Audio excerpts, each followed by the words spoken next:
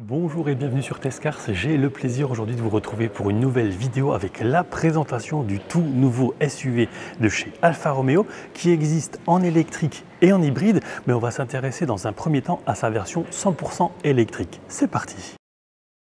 Au niveau des dimensions, on est sur 4,17 m de long, 1,71 m de large, pour une hauteur comprise entre 1,50 m et 1,53 m. Une très belle face avant avec un design évidemment novateur et ce Scudetto réinterprété offrant deux choix, soit la version légende avec un design sombre et des détails mat, ou alors une version progrès avec un nouveau design épuré. Sous le capot de cette version électrique, il y a un frunk, un espace par exemple pour mettre le câble mode 3. Vous le voyez ici, les optiques à l'avant comme à l'arrière sont full LED. Capteur, vraiment une face avant très jolie je trouve, avec ici tout ce qu'il faut pour optimiser le flux d'air. Donc plutôt que de rentrer à l'intérieur, eh bien ça va glisser, l'air va glisser sur la carrosserie. Capteur et caméra bien évidemment.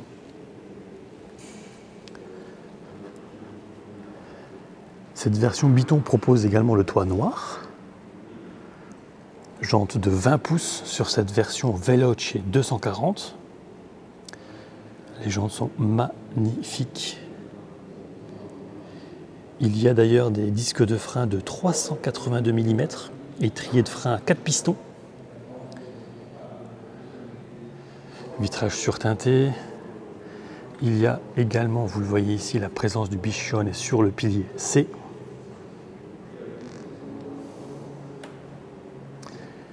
Et puis cette fameuse coda tronca, cette queue coupée à l'arrière qui provient des voitures de course du passé et qui en fait optimise bien les performances aérodynamiques. Signature lumineuse très sympa. Lunettes arrière assez inclinées. La caméra juste au-dessus du R de Romeo. Caméra d'ailleurs arrière qui propose une vue à 180 degrés. Alors on va ouvrir le coffre tout de suite, qui est électrique et qui propose un volume de chargement de 400 litres.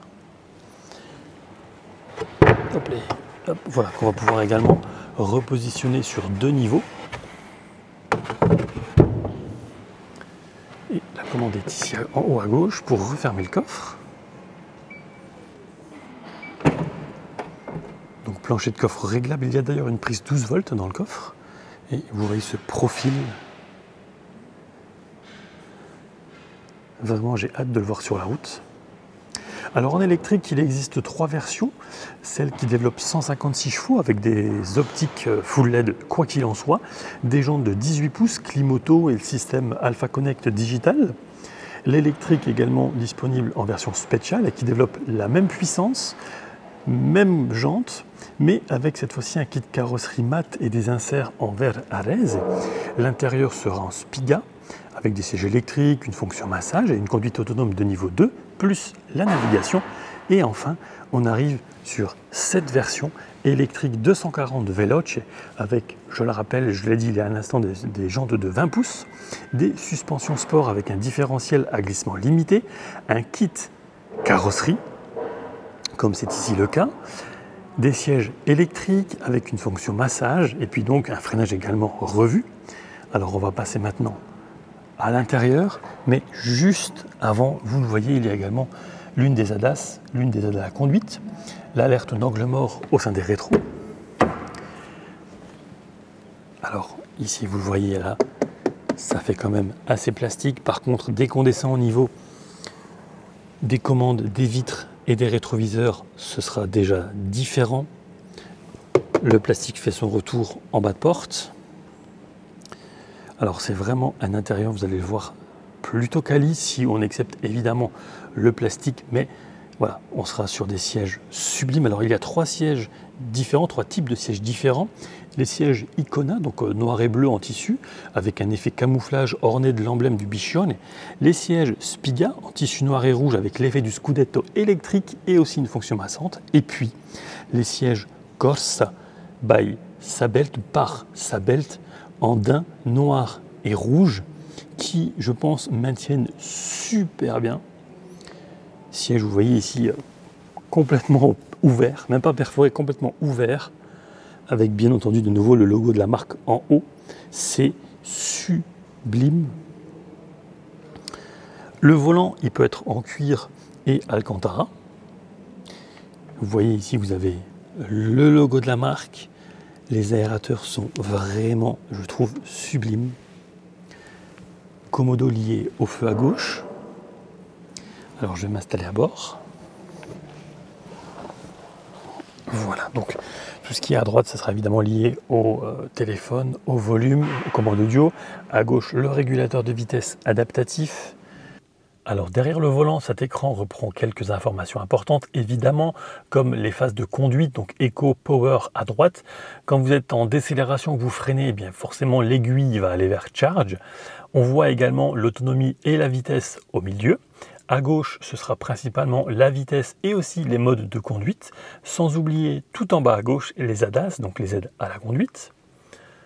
Prends un petit peu de recul et je vais vous parler de cet écran qui est orienté vers le conducteur à hauteur de 11 degrés. C'est un écran de 10,25 pouces, donc on va pouvoir gérer en haut à gauche le téléphone, mirror screen parce qu'on va pouvoir aussi connecter son téléphone. Il est également possible d'avoir Apple CarPlay ou Android Auto. Il y a même un assistant vocal optimisé par ChatGPT, Les applications, la clim, alors hop, on va par exemple cliquer là-dessus. Voilà, vous voyez ici les ADAS, donc les aides à la conduite que l'on va pouvoir activer ou désactiver en fonction de ses préférences. Hop, je vais revenir juste ici, voilà, sur la navigation. Ici, vous avez donc un raccourci directement vers les ADAS. Et on va activer la navigation. Alors moi, je veux aller à Alghero, par exemple. Alors c'est assez rapide, et vous voyez out of range, ce qui veut dire qu'on ne va pas pouvoir aller directement là-bas en une seule recharge, drive. Mais ce que je voulais aussi vous dire, surtout par rapport à ça, par rapport à la navigation, c'est qu'il y a le système EV Routing, c'est-à-dire qu'il y a un planificateur d'itinéraire, ce qui peut en soi être très pratique. Drive. Voilà, ça dit que ça inclut voilà, un ferry.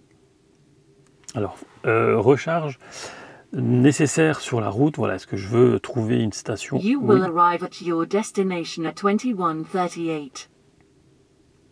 Alors je trouve que c'est assez rapide compte tenu qu'on est dans un bâtiment avec une structure plutôt bien métallique. Alors ici on peut rajouter des radars. Hop. Ici vous voyez, voilà, on peut tout de suite trouver des parkings, des points de charge, des restos.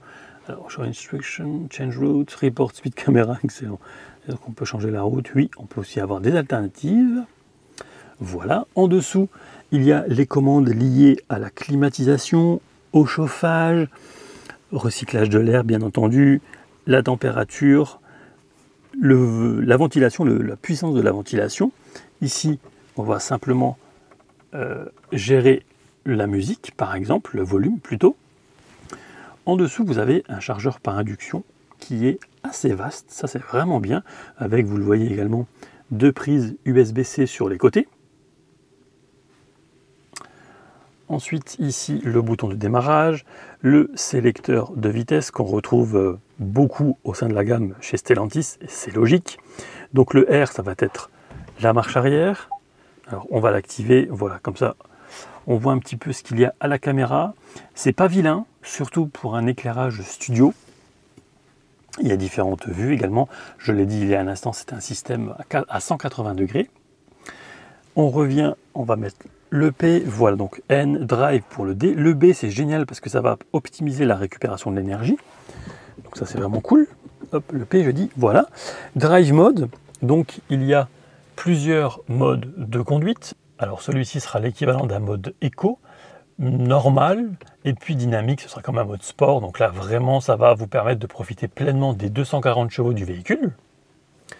On revient au sein de l'habitacle avec ici le frein à main électrique, un accoudoir coulissant, ça c'est super pratique avec de très belles surpiqûres rouges. Il y a de la place ici, on va pouvoir également compartimenter pour des boissons ou autres par exemple. Et puis là encore un rangement sous l'accoudoir central.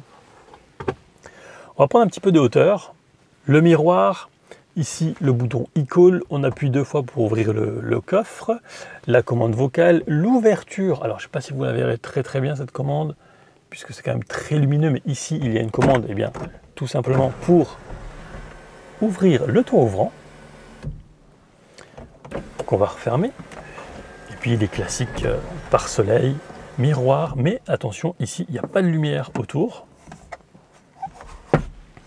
Je redescends pour vous montrer un petit peu le côté droit, le côté passager. À savoir qu'il y a différents packs possibles, donc le pack techno par exemple avec le régulateur de vitesse, le maintien dans la voie, le stationnement semi-automatique, pack premium, pack sport, bref, on peut quand même pas mal personnaliser. Alors qu'en est-il maintenant de l'accessibilité à l'arrière ?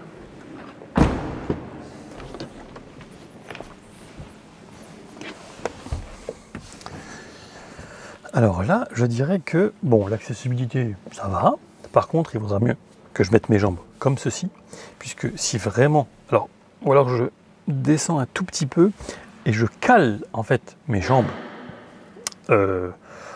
ici. Je vais vous montrer un petit peu plus dans un instant, je vais recentrer un petit peu la caméra. Mais, allez, comme ça, ça va passer.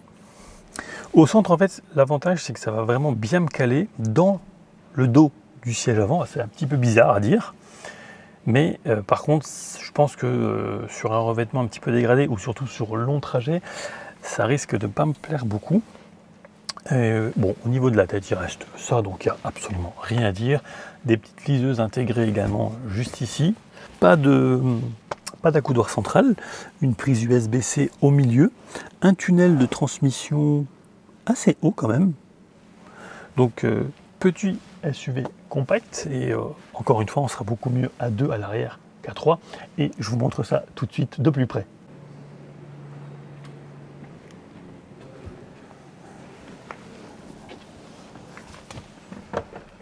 Je vous disais donc, les jambes, voilà, soit on les met comme ceci, on va fermer la portière, ou alors hop, on les intègre au dos du siège avant, et voilà.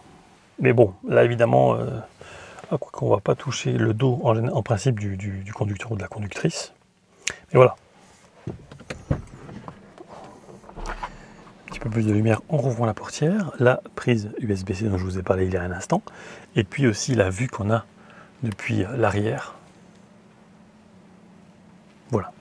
Avec des finitions plastiques sur les portières, ça c'est tout à fait normal. Il n'y a pas de...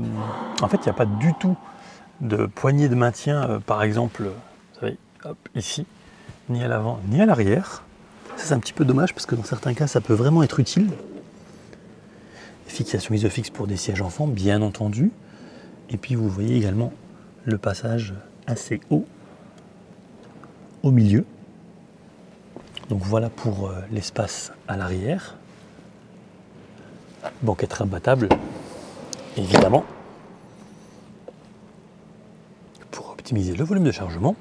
Et on va parler maintenant un petit peu technique et chiffres au niveau de l'électrique. Le nerf de la guerre, c'est bien entendu l'autonomie.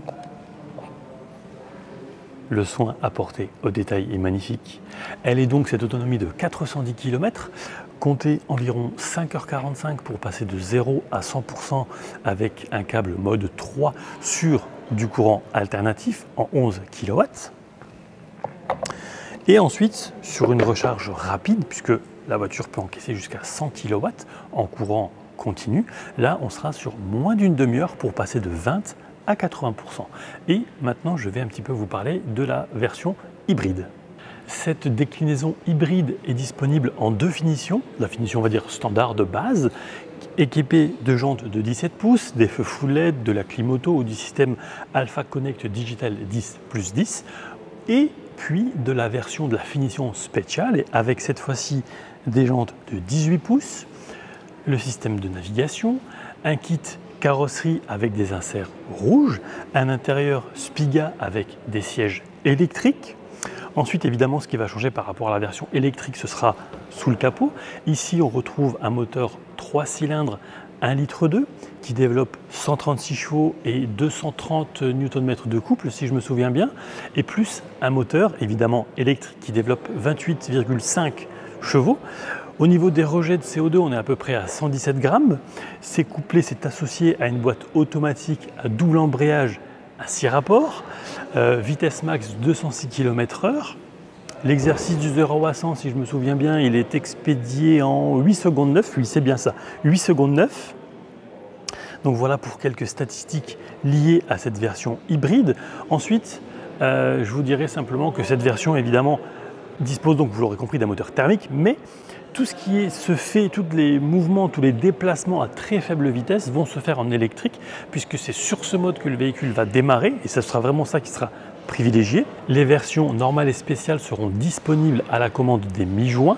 Comptez un mois de plus pour les autres versions et les finitions, à l'exception de la version hybride Q4 qui, elle, arrivera en toute fin d'année. Il ne me reste plus qu'à remercier chaleureusement Wim Verlooy de Stellantis Belux pour cette invitation ici au Centro Stile à Turin. J'espère que la vidéo vous aura plu. Si c'est le cas, évidemment, je vous invite à vous abonner, à liker, à partager cette publication. Et quant à moi, je vous dis à très vite pour de prochaines aventures auto et moto. Ciao!